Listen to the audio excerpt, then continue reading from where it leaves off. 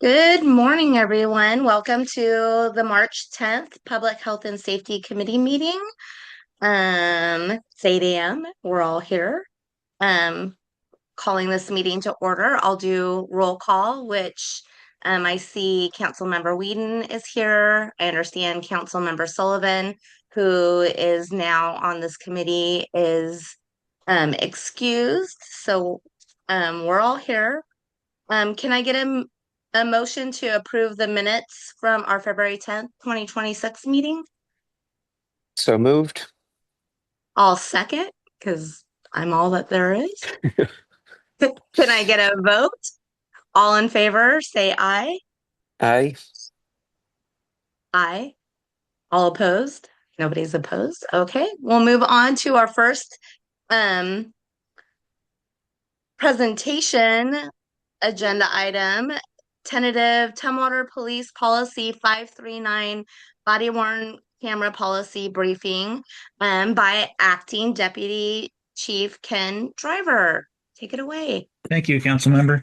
So I'll just give a quick background that was in the staffing report. So in September 2025, our department initiated a body worn camera deployment project for body worn cameras and to replace our existing cameras that we have in our cars.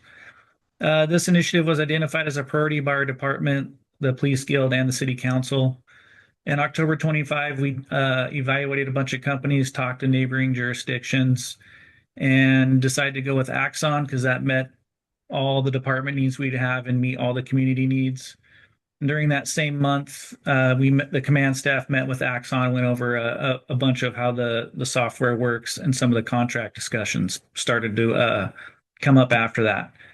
In November 2025, a draft body worn camera policy was developed and negotiated with the Tumwater Police Guild. That's the policy that's was forwarded with the staff report. That was agreed upon language between the department and the guild at the time. In December 2025, final project costs were established with Axon, and a memorandum of understanding was completed and signed with the Tumwater Police Guild. The Axon purchase agreement was also finalized and approved by the city council. We ended up purchasing and ordering the equipment in December and got all of the equipment about the end of January. And we're currently in the process of scheduling training, working with Axon, having them on site for the installation of all the cameras and the rollout of all the cameras. And one of the final steps in this project is to provide the opportunity for the council and the public to provide comment on our body worn camera policy.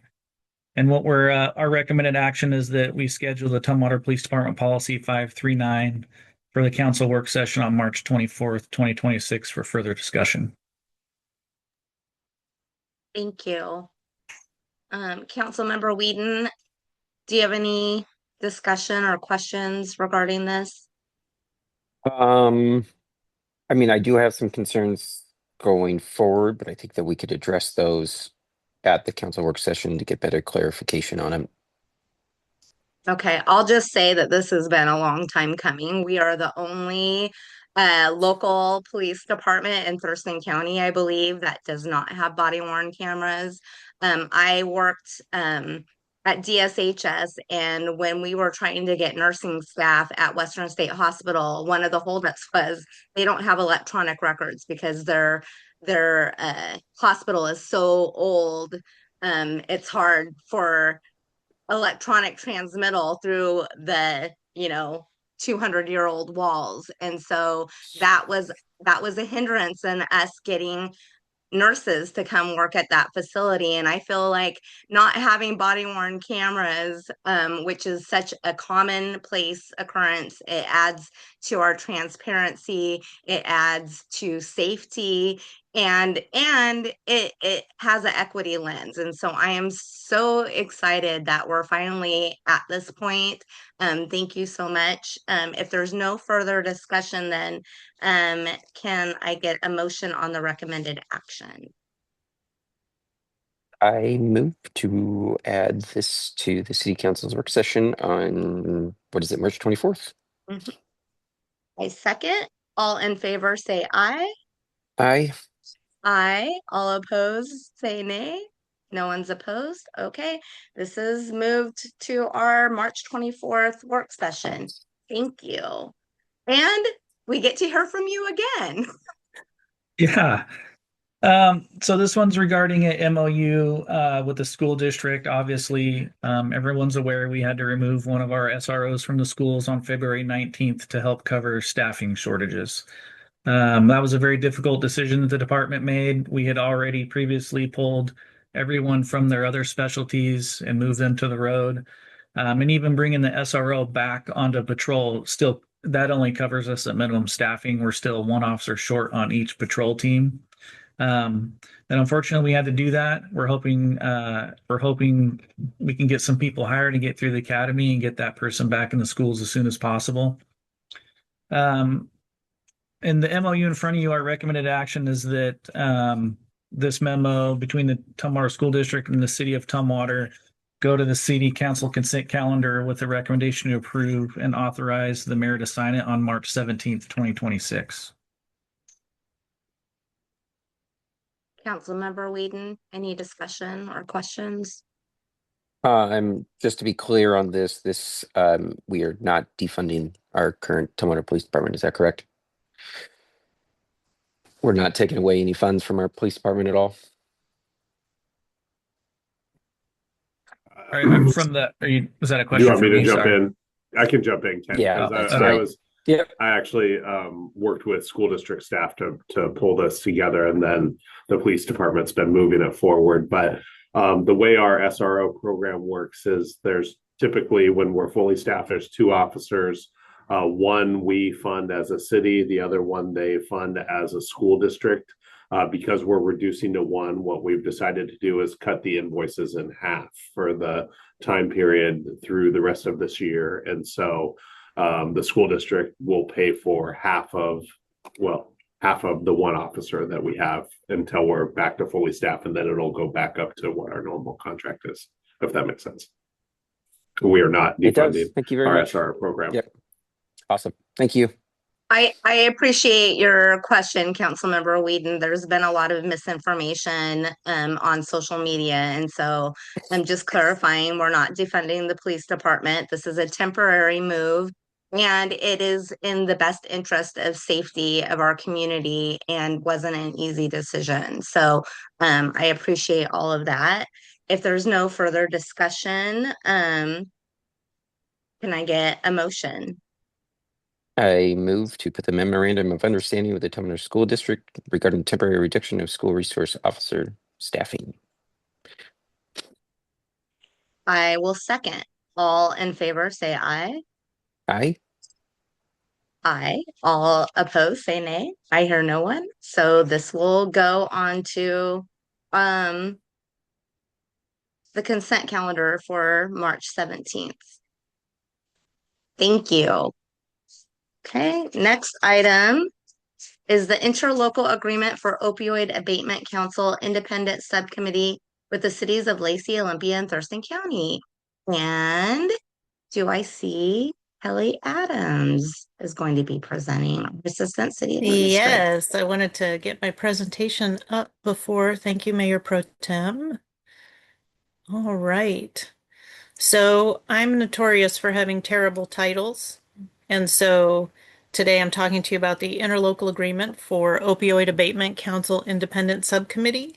And I thought I might be helpful and give you an alternate title, which is Let's Amend the Current ILA with Thurston County, Lacey, and Olympia so that we can pool our opioid settlement funds.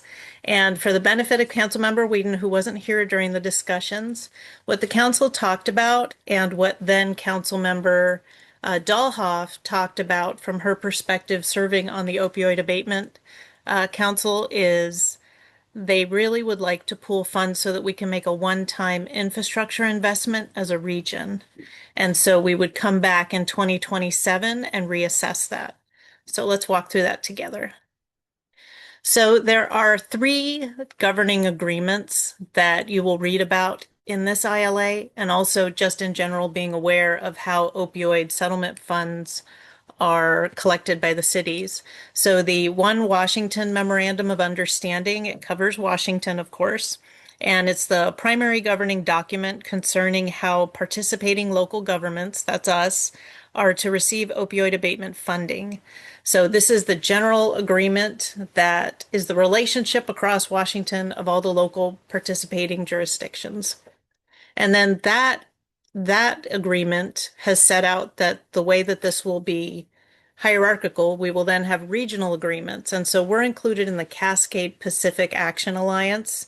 And so that Cascade Pacific Action Alliance includes Thurston, Mason, Lewis, Grays Harbor, Pacific, and more partners.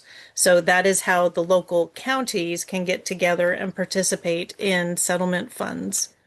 And then here, the interlocal agreement for the Opioid Abatement Council Independent Subcommittee, that represents Thurston County and the jurisdictions contained within Thurston County. And so that is the agreement that we're talking about today. And so when we're talking about funding, when we're talking about Tumwater, we have received $365,000 to date.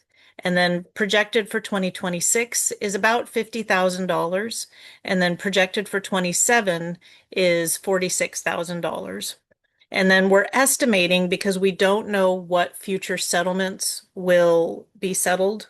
We don't know what those funds will look like, but we generally think about $469,000.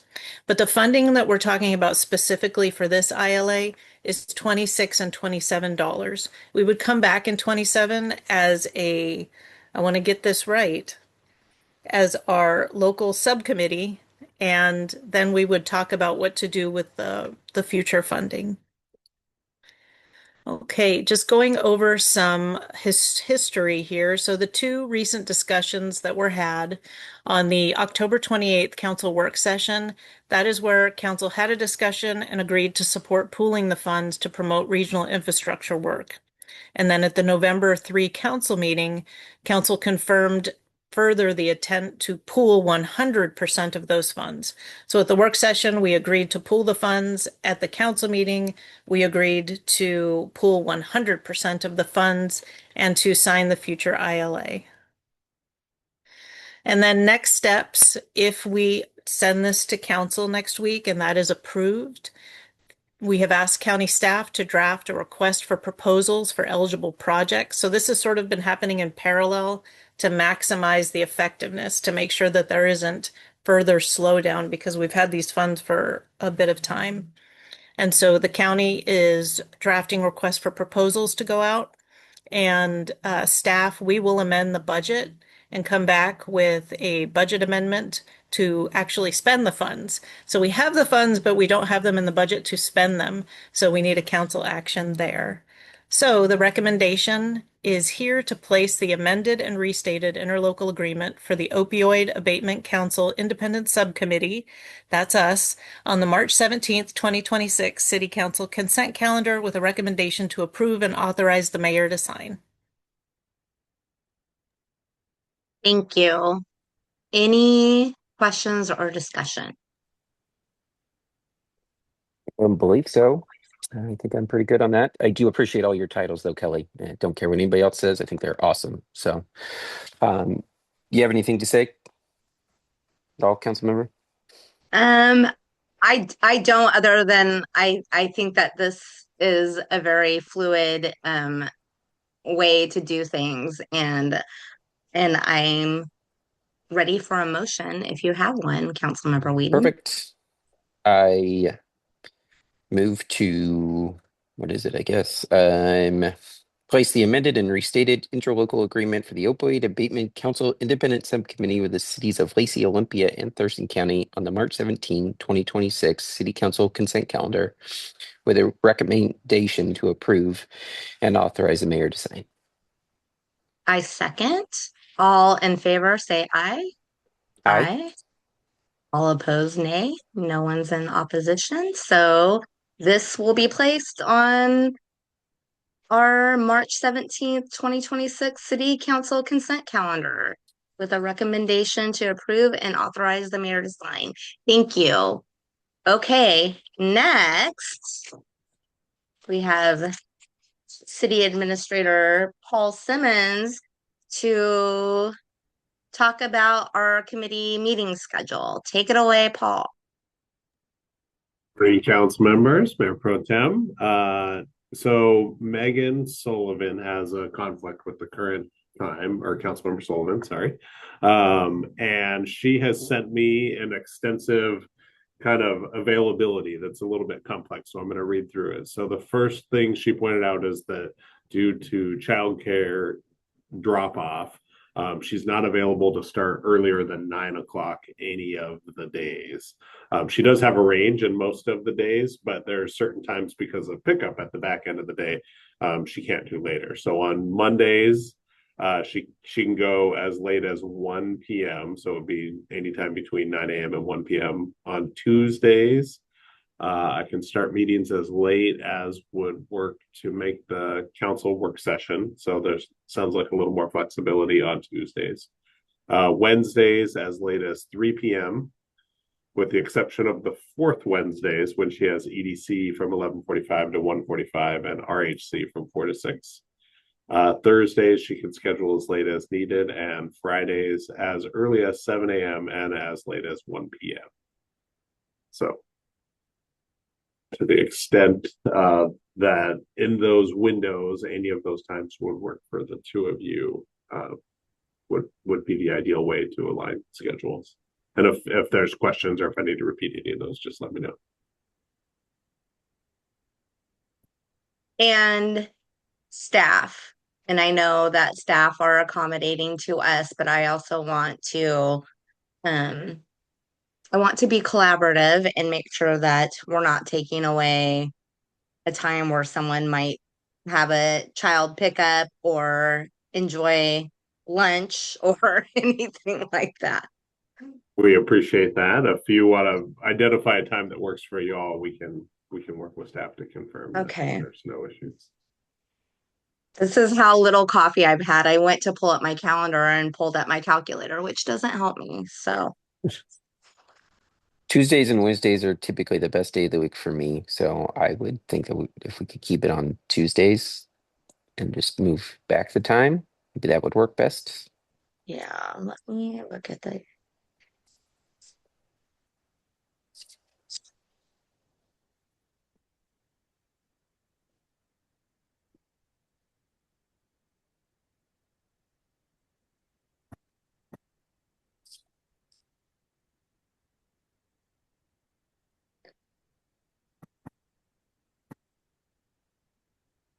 How late did Councilmember Sullivan say she could on Tuesdays? She said as late as as long as it sounds like that's the day she has the most flexibility. It says as late as would work to make the work session council meeting. So it sounds like Tuesdays are more flexible days. Okay.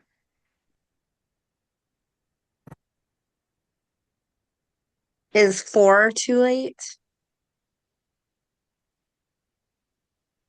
No, I Okay. can do 4. Okay. Does that work for staff? Many of us are here for council, so I believe it should work. But anybody who's online have an issue with moving these to 4 o'clock?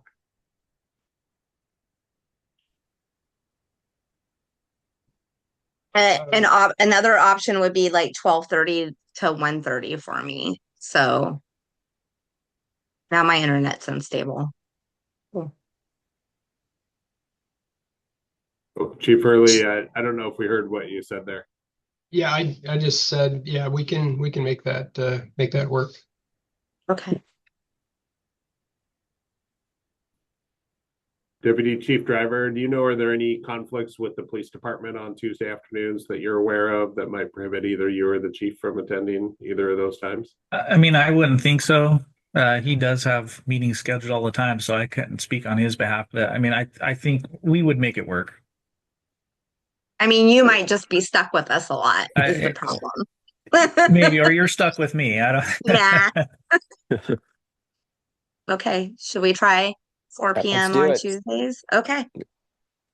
All right, and I think we were the second Tuesday of the month, or are we going to maintain that Yes. cadence? Okay. Could we get a vote, please? Yes. Let all in favor of moving public health and safety to 4 p.m. the second Tuesday of each month, say aye. Aye. Aye. All opposed, say nay. Motion carries. We're now at 4 p.m., second Tuesday of the month. Thank you. And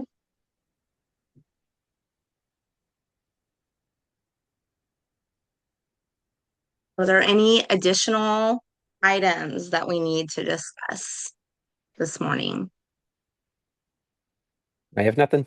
Okay, well, we cruised through this, so I'm going to adjourn us at 8:20 a.m. Thank you, everyone. Thank you. Have a good day. Great day. Thank you. Bye.